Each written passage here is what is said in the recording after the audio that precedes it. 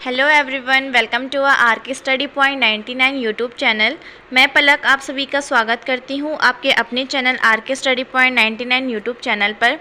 आज हम class 12 political science का लेसन नंबर 8 जो है पर्यावरण और प्राकृतिक संसाधन वो पढ़ेंगे, जो मैं आपको नोट्स के साथ एक्सप्लेन करूँगी। ठीक है, तो अब चलते हैं हम अपने अध्याय पे, जिसका नाम है पर्यावरण और प्राकृतिक संसाधन। ठीक है, पर्यावरण यानी परि का अर्थ होता है ऊपरी, अतः आवरण का अर्थ होता है वह आवरण जो वनस्पति तथा जीव जंतुओं को ऊपर से ढके हुए हैं। तो यानी पर्यावरण का अर्थ जो होता है वो है जो वनस्पति तथा जीव जंतुओं को ऊपर से ढके हुए, जिस आवरण को वनस्पति और जीव जंतु ऊपर से ढके हुए हैं, ठीक है, वो पर्यावरण होता है। अब हमारा नेक्स्ट टॉपिक है प्राकृतिक संसाधन। ठीक है, प्रकृति से प्राप्त मनुष्य के उपयोग के साधन जो होते हैं वो प्राकृतिक संसाधन होते हैं। मानव जीवन का अस्तित्व, प्रगति एवं विकास संसाधनों पर निर्भर करती है। आदिकाल से मनुष्य प्रकृति से विभिन्न प्रकार की वस्तुएं प्राप्त कर अपनी आवश्यकताओं को पूरा करता रहा है। वास्तव में संसाधन वे हैं जिनकी उपयोगिता मानव के लिए आवश्यक है। ठीक है, कि जो संसाधन प्राकृतिक संसाधन वह है जिनकी उपयोगिता मानव के लिए सबसे आवश्यक है। और प्रकृति से जो भी प्राप्त वस्तुएं होती है, जो भी संसाधन हमें प्राप्त होता है, जो वस्तुएं प्राप्त होती है, वो मानव की हर एक आवश्यकता को पूरी करती है। अब हमारा नेक्स्ट टॉपिक है विश्व में पर्यावरण प्रदूषण के उत्तरदायी कारक। तो ये आपका जो है एग्ज़ाम की तरफ से बहुत इम्पॉर्टेंट टॉपिक बन जाता है कि विश्व में जो पर्यावरण प्रदूषण हो रहा है, विश्व में जो पर्यावरण प्रदूषित हो रहा है वो किसके कारण हो रहा है, किन किन कारकों से वो हो रहा है। तो इसमें जो सबसे पहले कारक है आपका वो है जनसंख्या वृद्धि, सेकंड कारक है आपका वनों की कटाई, थर्ड कारक है आपका उपभोक्तावादी संस्कृति को बढ़ावा, और जो चौथा कारक है वो है संसाधनों का अत्यधिक दोहन। ठीक है, इसमें हमारा अगला जो कारक है वो है औद्योगिकीकरण को बढ़ावा, और जो लास्ट कारक है वो है परिवहन के अत्यधिक साधन। ठीक है, परिवहन जो है मतलब जो हमारी गाड़ी है, कार वगैरह है, जो भी मतलब इधर से उधर जाने के जो भी संसाधन है, जो साधन है, उसके अत्यधिक उपयोग से जो है वो भी, उससे भी हमारा पर्यावरण प्रदूषित होता है। ठीक है, अब हमारा नेक्स्ट टॉपिक है हमारा पर्यावरण प्रदूषण के संरक्षण के उपाय। जो पर्यावरण प्रदूषण हो रहा है उसको बचाने के लिए जो जो उपाय हैं तो वो हम पढ़ेंगे।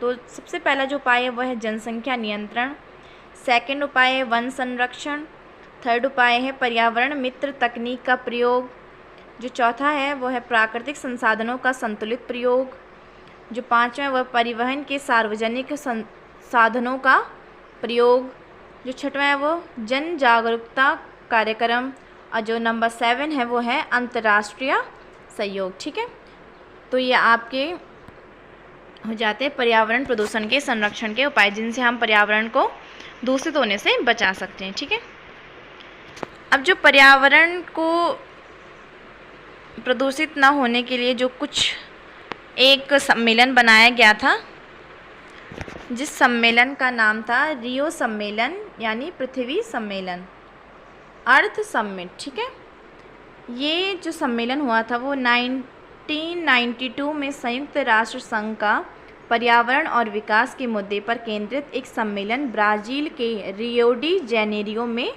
हुआ। ठीक है, जो ये सम्मेलन हुआ था वो 1992 में संयुक्त राष्ट्र संघ का पर्यावरण और विकास के मुद्दे पर एक सम्मेलन था जो ब्राज़ील के रियो डी जेनेरियो में हुआ था। इसे ही पृथ्वी सम्मेलन यानी अर्थ समिट कहा जाता है। इस सम्मेलन में 170 यानी 170 देश हैं, हजारों स्वयंसेवी संगठन हैं और अनेक बहुराष्ट्रीय कंपनियां हैं। ठीक है, जो मतलब ये पृथ्वी सम्मेलन है उसमें 170 देश हैं, हज़ारों की संख्या में स्वयंसेवी संगठन हैं, बहुत सारी बहुराष्ट्रीय कंपनियां हैं।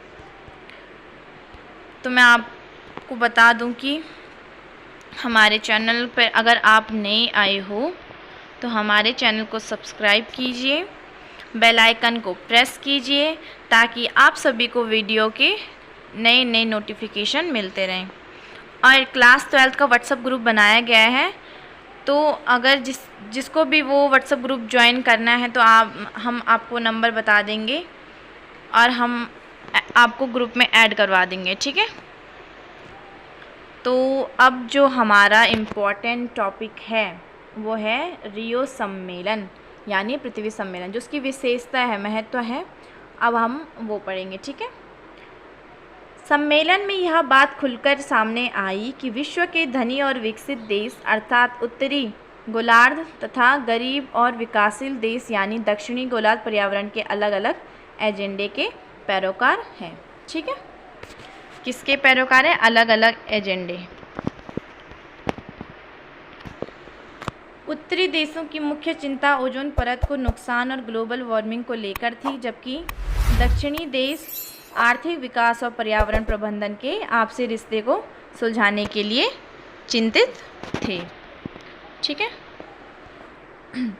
रियो सम्मेलन में जलवायु परिवर्तन जैव कुछ नियमाचार निर्धारित हुए। इसमें एजेंडा 21 के रूप में विकास के कुछ तौर तरीके भी सुझाए गए। रियो सम्मेलन में जो भी था उसमें जो एजेंडा 21 उसके रूप में विकास के कुछ तौर तरीके भी सुझाए गए थे, ठीक है। अब जो हमारा नेक्स्ट टॉपिक है वो बहुत इम्पॉर्टेंट टॉपिक है, वो है साझी संपदा। तो आपके बोर्ड एग्ज़ाम में ये ज़रूर पूछा जा सकता है, तो आप प्लीज़ इसे नोट भी कर दीजिएगा। तो ये है साझी संपदा उन संसाधनों को कहते हैं जिन पर किसी एक का नहीं बल्कि पूरे समुदाय का अधिकार होता है, जैसे मैदान, कुआं या नदी। इसमें पृथ्वी का वायुमंडल, अंटार्कटिका, समुद्री सतह और बाहरी अंतरिक्ष भी शामिल है। जो ये साझी संपदा है वो वह संसाधन है जिन पर एक का नहीं बल्कि पूरे समुदाय का अधिकार होता है, जैसे मैदान हो गया, कुआं हो गया, नदी हो गया, ठीक है। तो यहाँ पे नोट कर दीजिएगा और अपने नोट्स को जो भी हम बताते तो आप इन्हें पढ़ दीजिएगा, एक बार ज़रूर देखिएगा। और प्लीज़ हमारे इन वीडियो को, हमारी सभी वीडियो को शेयर कीजिएगा ताकि और बच्चों के पास भी ये इन्फॉर्मेशन जाती रहे। अब हमारा है कि इस दिशा में कुछ महत्वपूर्ण समझौते हैं, जैसे अंटार्कटिका संधि जो 1959 में हुई थी, मॉन्ट्रियल प्रोटोकॉल जो 1987 में, और जो अंटार्कटिका पर्यावरणीय प्रोटोकॉल था वो 1991 में हो चुके थे। तो ये आप नोट कर दीजिएगा, ये बहुत इम्पोर्टेंट है, ठीक है। तो अब चलते हैं हम साझी परंतु अलग अलग जिम्मेदारियाँ, ठीक है। जो मतलब एक साथ तो थी पर वो अलग अलग जिम्मेदारियाँ थी। वैश्विक साझी संपदा की सुरक्षा को लेकर भी विकसित एवं विकासशील देशों का मत भिन्न था। विकसित देश इनकी सुरक्षा की जिम्मेदारी सभी देशों में बराबर बांटने के पक्ष में हैं, परंतु विकासशील देश दो आधारों पर विकसित देशों की इस नीति का विरोध करते हैं। जो इसको बराबर बांटने के पक्ष में थे, परंतु जो विकासशील देश थे वो दो आधारों पर विकसित देशों की इस नीति का विरोध करते थे, ठीक है। किस नीति का? साझा संपदा का। पहला यह है कि साझी संपदा को प्रदूषित करने में विकसित देशों की भूमिका अधिक है। दूसरा यह कि विकासशील देश अभी विकास की प्रक्रिया में, अतः साझी संपदा की सुरक्षा के संबंध में विकसित देशों की जिम्मेवारी भी अधिक होनी चाहिए तथा विकासशील देशों की जिम्मेदारियां कम की जानी चाहिए, ठीक है। अब हमारा जो नेक्स्ट टॉपिक है ये भी बहुत इम्पॉर्टेंट है।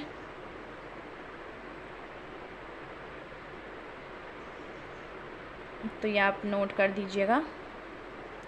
पर्यावरण समस्याओं को लेकर विश्व जनमानस के बीच जापान के क्योटो शहर में 1997 में इस प्रोटोकॉल पर सहमति बनी। जो क्योटो प्रोटोकॉल था वो जापान के क्योटो शहर में 1997 में एक सहमति बनी थी, ठीक है। जो 1992 में इस समझौते के लिए कुछ सिद्धांत, जो 1992 में जो समझौता था उसके लिए कुछ सिद्धांत तय हुए थे,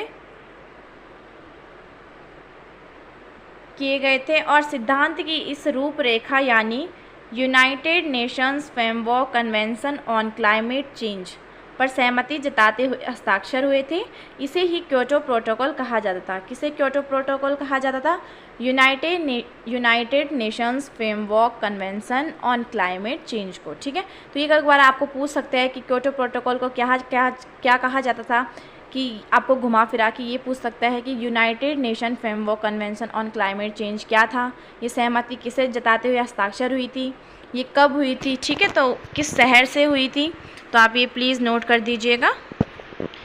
अब हमारा नेक्स्ट एंड लास्ट टॉपिक इसका ही है कि भारत ने 2002 में क्योटो प्रोटोकॉल यानी 1997 पर हस्ताक्षर किए और इसका अनुमोदन किया। भारत, चीन और अन्य विकासशील देशों को क्योटो प्रोटोकॉल की बाध्यताओं से छूट दी गई है क्योंकि औद्योगिकरण के दौर में ग्रीन हाउस गैसों के उत्सर्जन के मामले में इनका कुछ खास योगदान नहीं था। जो भारत ने जो 2002 में क्योटो प्रोटोकॉल जो बना था वो 1997 में बना था। उस पर हस्ताक्षर किए कब किए थे? 2002 में। तो इसका अनुमोदन किया था। भारत, चीन और जो कुछ और विकासशील देश थे उन्होंने क्योटो प्रोटोकॉल की बाध्यताओं से छूट दी गई थी, उन्हें उनसे छुटकारा दिया गया था। ठीक है, तो अब हमारा टॉपिक आज यहीं पर ख़त्म होता है। अगर आपको नोट्स और पीडीएफ के लिए नोट्स और पीडीएफ चाहिए होंगे तो आप हमारे टेलीग्राम चैनल को ज्वाइन करिएगा। ठीक है, तो अब मैं आप लोगों से विदा लेती हूँ। Thank you.